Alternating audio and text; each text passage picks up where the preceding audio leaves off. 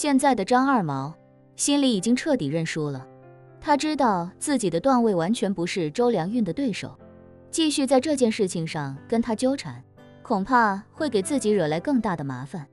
所以眼下的他很清楚，自己想解决这件事，突破口只剩下萧长坤，只能想办法如何才能让萧长坤接受这个现实，除此之外别无他法。于是他只能等着萧长坤在迪拜落地，再打电话过去跟他好好求求情，实在不行自己就把手头能拿出来的现金都赔给他，只当是破财消灾，花钱买教训了。而此时的古玩街，关于周良运的事迹又再次流传开来。原本还有不少人觉得周良运在收那件北宋铜佛的时候，肯定对原博主有所隐瞒，可视频一经发出，所有人都看出了他非凡的人格和商业道德。就以他在视频中的表现，放眼整个古玩街绝对找不出第二个。要知道人家周良运连续给了对方几次不同的 offer， 其中让利最大的一次，他自己只愿意留 10% 的利润。就这种诚信经营的商业道德，放眼全国恐怕也无人能出其右。在尔虞我诈的古玩行业评一个道德模范标兵，一点问题也没有。于是金陵古玩行业关于周良运的所有传闻，全都变成了纯粹的正面评价。一时间，无论是同行还是藏家，或者有意出售古玩的卖家，都对他极为认同。这也算是彻底帮周良运打响了名声。于是从下午开始，前来珍宝轩鉴宝的客户便络绎不绝。同样是付费鉴宝，大家自然更愿意找专业水平过硬，并且道德标准足够高的鉴定师。毕竟古玩行业关于鉴定师坑蒙拐骗的消息也屡见不鲜，总有那些个专业水平过硬的奸诈小人，在看到客户的好东西时，故意隐瞒事实，将藏品说得很差劲，用尽一切口舌 PUA 客户，给客户洗脑，最终以极低的价格将客户潜在价值极高的东西买下，攫取巨额利润。与之相比，周良运拥有绝对的优势。而就在周良运在古玩街名声大噪的时候，另一个人的名气也跟着水涨船高。这个人便是吉庆堂现在的经理陈宇飞。只不过陈宇飞暴涨的名气全是负面，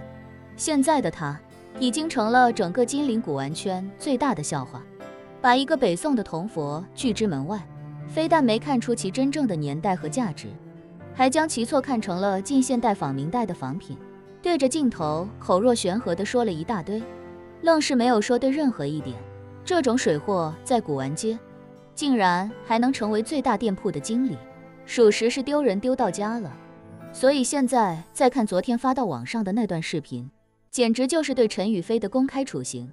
而现在那条视频下面的评论也开始发生了180度大转弯。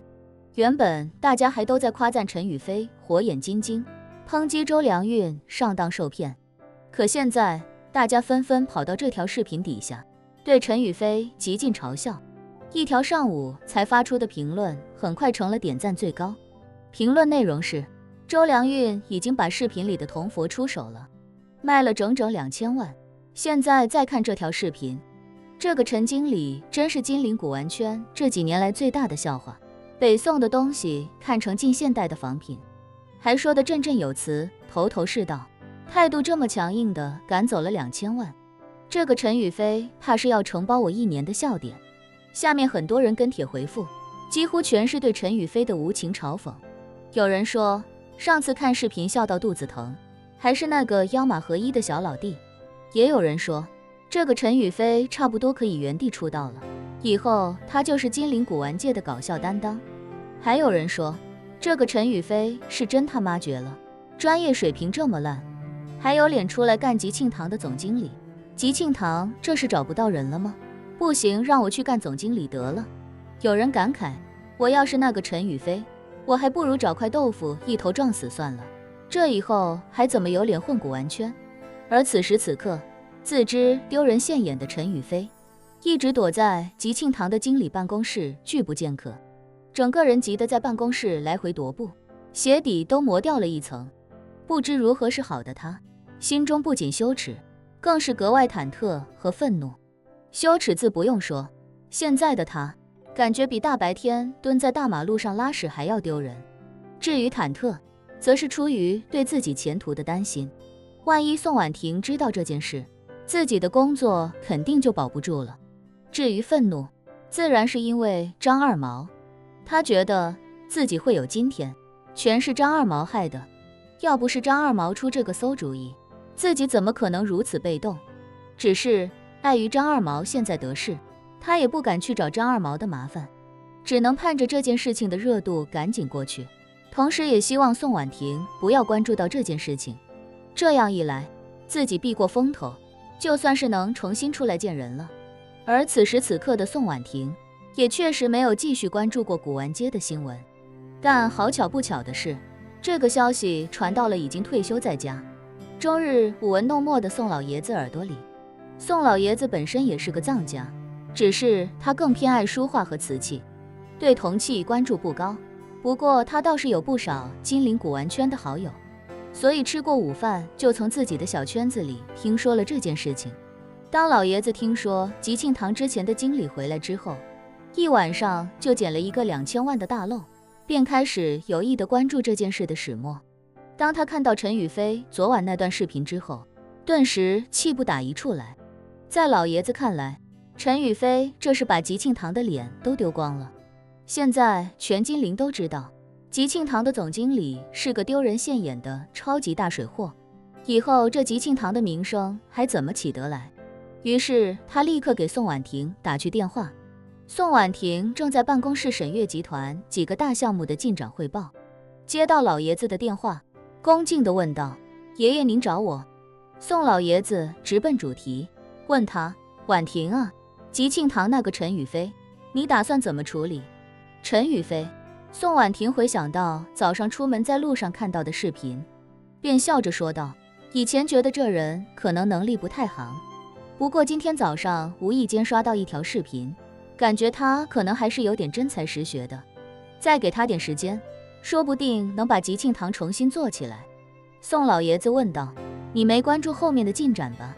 宋婉婷回答道：“没关注了，今天集团事情太多，实在顾不上。怎么了？是有什么新进展了吗？”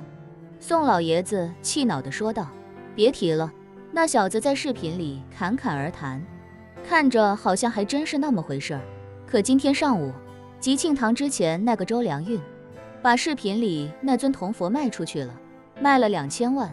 原来那铜佛根本不是陈宇飞说的什么近现代仿明代，是正经八百的北宋鎏金苏频陀尊者。这下咱们吉庆堂的脸算是让他丢尽了。”“什么？”宋婉婷惊呼道，“视频里那尊铜佛是北宋的？”“是啊。”老爷子愤愤不平地说道，“把一件北宋的东西看成是近现代仿明的，这得眼拙到什么程度？关键他还是吉庆堂的总经理，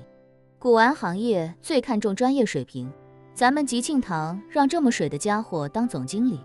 外面人肯定觉得吉庆堂的水平肯定也不咋地。”说到这，老爷子更加愤怒，气恼地说：“关键这小子点评铜佛的视频在网上还挺火，我看点赞都已经过万了，说不定播放量早就奔着几十上百万去了，这回真是丢人丢大发了。”